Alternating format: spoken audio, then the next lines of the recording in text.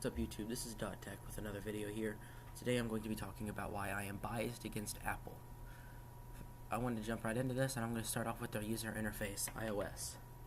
iOS and iMac and Mac OS are a very simple and easy to use interface that I would consider too basic for me.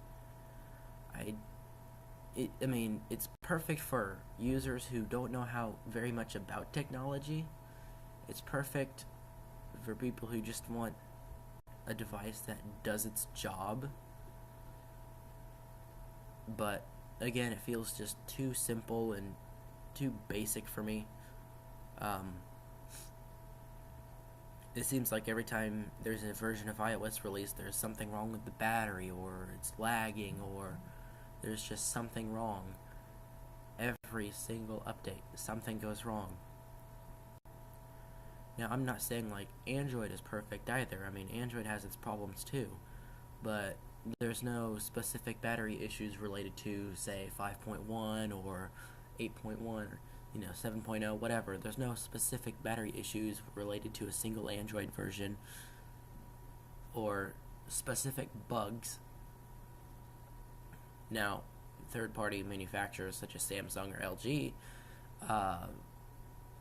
might have a few bugs in their phones, but that's on their part, on an Android's part, like how the latest Galaxy phones are sending random pictures in your gallery to people in your contacts and not even letting you know that they did it. It's messed up. But that's not just a core Android feature. Apple has always been big, but they don't give you very many options.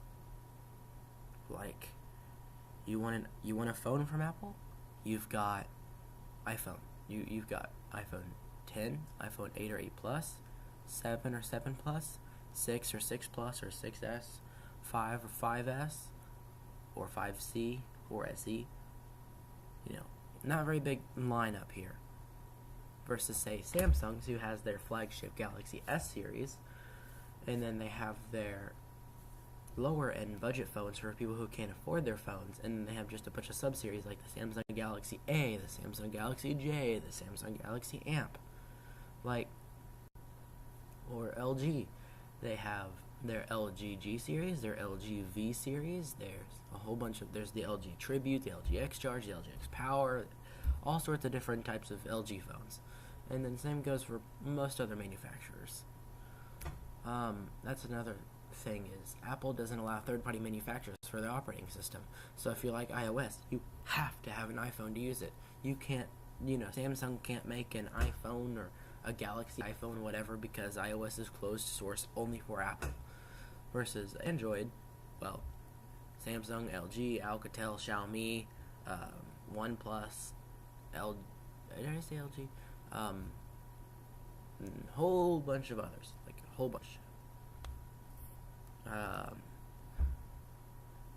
Apple has always released really expensive devices. Like, even their budget devices are still like $300 or $400, and for a lot of people that's okay. I mean, that's budget to them. But to other people who, let's say, they're trying to get from paycheck to paycheck, because I know quite a few families that are like that and then are even worse off.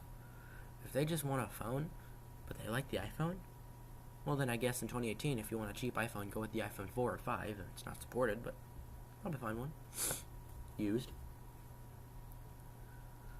Now, I'm not saying, Android or Windows or Linux or anything else like that is perfect, but this is just specifically against Apple. This video is specifically just to talk about why I don't like Apple.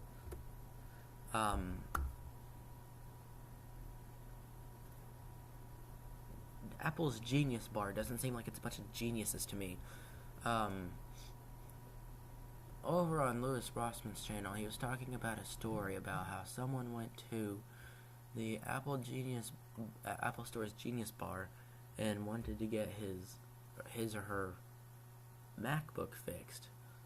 and it was component level damage, and they said it's physically impossible for component level damage to be fixed, and anyone who tells you that it can be is wrong.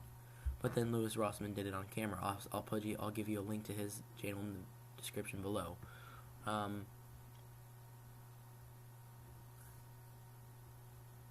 Apple's just not the best company out there.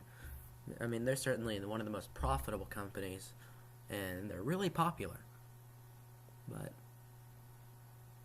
I wouldn't use it at all. A lot of what I find interesting is a lot of people, like, let's say you buy from Samsung or Motorola or LG and your phone craps out. Oh man, I hate this manufacturer. I hate Samsung. I hate LG. My phone's broken because of their stupidity. But if your iPhone does the same thing, oh, it must be just a bug. Maybe they'll fix it in the future. It's okay. We still love them. Why? What's the difference? And then, why would people give, like, a lot of people give Samsung phones crap, saying they're too slow, or they're for poor people, or they're not good enough, or whatever.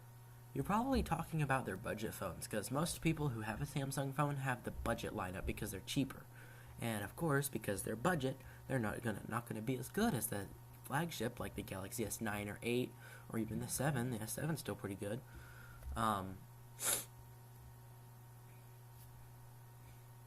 And Apple, when it comes to adding new things, they're really late about it. Like Touch ID, that didn't come for a while, and then it's gone now with the iPhone 10, by the way. Face ID didn't come all the way up until the iPhone 10, when Samsung's had it since like the Galaxy S3, I believe. That's just off the top of my head. And wireless charging, I know the Nexus lineup had it, I think, since the Nexus 3. Can't be too sure. And Samsung's had it for every 2015 phone and up, the Galaxy S6 and newer flagship phones anyway. LG has wireless charging. Do they? I'm not quite sure if LG has it on their phones, but a lot of companies do. And Apple's really late to the game. And when 4G came out, Apple took forever to switch to that. Even when 3G came out, they took forever to switch to that. When 4G LTE came out, they took forever to switch to it.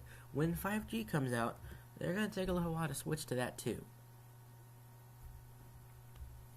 And one thing Apple claims whenever they're building their devices is that they use the strongest and most premium materials to build their phones, but the Apple Bendgate issue seems to prove otherwise. That's sort of a problem, because over normal wear and tear, your iPhone 6 would just start to bend, and that could cause a thing called touch disease, where little white bars appear at the top of your screen, and your screen becomes unresponsive in that region. And sure, that maybe have been a problem in like 2015, and that's a problem to stay in 2015. But if you think about it, a lot of people are still using the iPhone 6. A lot of people. They're still a very popular device today, and so it's an issue that still needs to be addressed. Because maybe they don't want to pay premium prices for a new iPhone 7 or iPhone 8 that does basically the same thing, or iPhone 10. The iPhone 10, I don't like it. The notch on the iPhone 10, extremely intrusive. I mean, sure, some people find it useful that you have your status icons at the top on each side, but if you got rid of the notch, you could also have more screen space. Now, I like what Samsung has done, where they just created really tiny top and bottom bezels and then just eliminated the side bezels. I think that's more aesthetically pleasing than a big notch in the top of your phone. Like, I know this is an old topic by now, but it's still annoying. I've never been a fan of it. Probably never will be. and the fact that they're going to be killing the original iPhone design, like the iPhone 8, the iPhone 7, the iPhone 6, they're going to be killing that design in 2018's iPhones with all notched iPhones. They're going to have the iPhone X Plus, the iPhone, the next budget iPhone, like the 6-inch budget iPhone, and some other iPhone, I don't know. Not too big on those details. Just iPhones are not my thing. MacBooks, they're okay. Their build quality is okay. I mean, from the outside, they're nice. They look nice. They feel nice. And the OS, I'd rather it be Windows or Linux, preferably Linux. But they have problems too. Like, pretty much every single MacBook that has ever come out, as far as I know, has failed within the first 2 or 3 years because of some hardware issue, like the GPU died or Thunderbolt did this or whatever. It's getting kind of old.